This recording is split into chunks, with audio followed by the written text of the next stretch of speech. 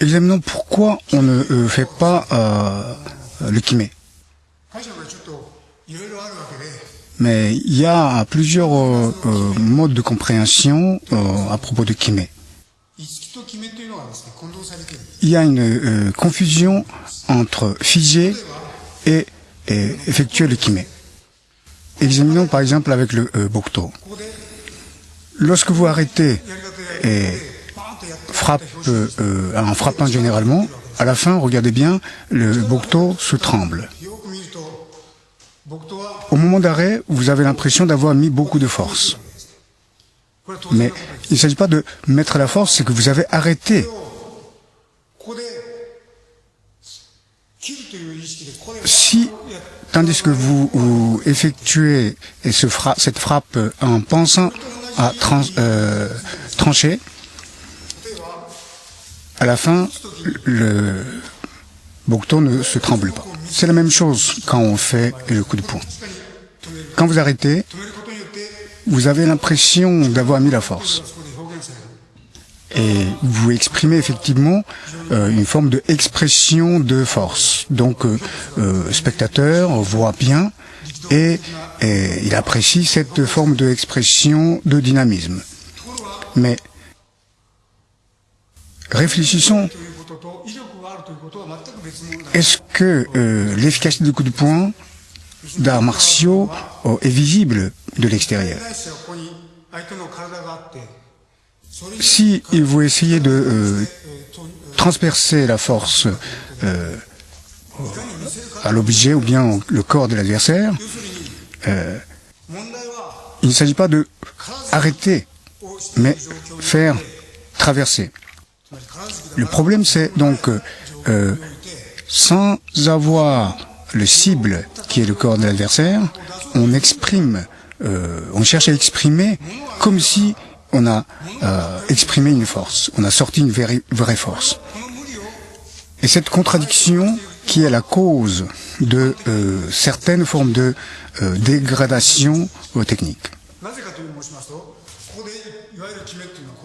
Lorsque vous arrêtez de cette façon, vous êtes figé.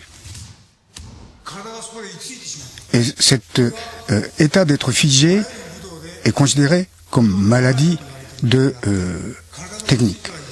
Surtout donc en sabre, on évite à se figer. Donc, il est important de ne pas se figer, alors que lorsqu'on cherche à montrer les techniques, le dynamisme technique à l'extérieur, on commence à se figer. Le temps est très court, le moment de figer, mais c'est un moment suffisamment long pour que l'adversaire puisse vous attaquer.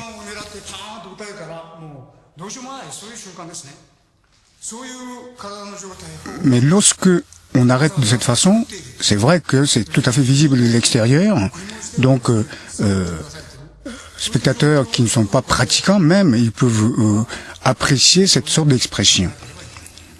Mais recherche de vraie efficacité n'est pas la même chose que cette sorte de expression de dynamisme. Donc, il ne faut pas arrêter de façon visible, de cette façon. Il faut que la force traverse l'adversaire. Force entre dans l'adversaire. Donc, il y a une confusion de l'expression de force comme freinage. Il ne s'agit pas de freiner. Tandis que lorsque vous freinez, vous avez l'impression d'avoir mis la force. Cette illusion produit ce qu'on appelle le kime habituellement. Mais vrai kime, ce n'est pas ça. Et aussi, si vous arrêtez de cette façon radicale, votre coude est en train d'absorber cette force que vous sortez, au lieu que cette force soit absorbée par l'adversaire.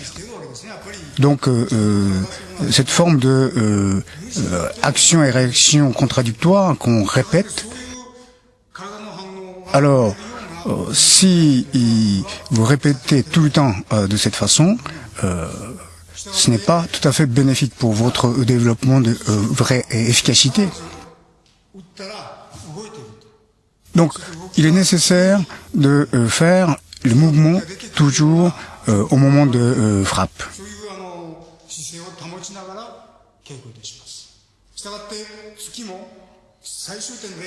Donc, le coup de poing, ce n'est pas de exprimer la force à la fin de trajet, mais la force doit être sortie déjà durant le trajectoire, non pas à la fin.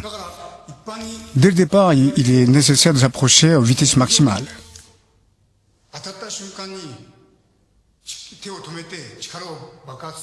Donc, on pense souvent, au moment où on touche l'adversaire, qu'on explose la force en arrêtant le coup. Mais si vous arrêtez le coup, si vous arrêtez le point, comment peut-on réaliser une explosion réelle? Mais c'est une illusion. Donc, vrai Kimé n'est pas cela.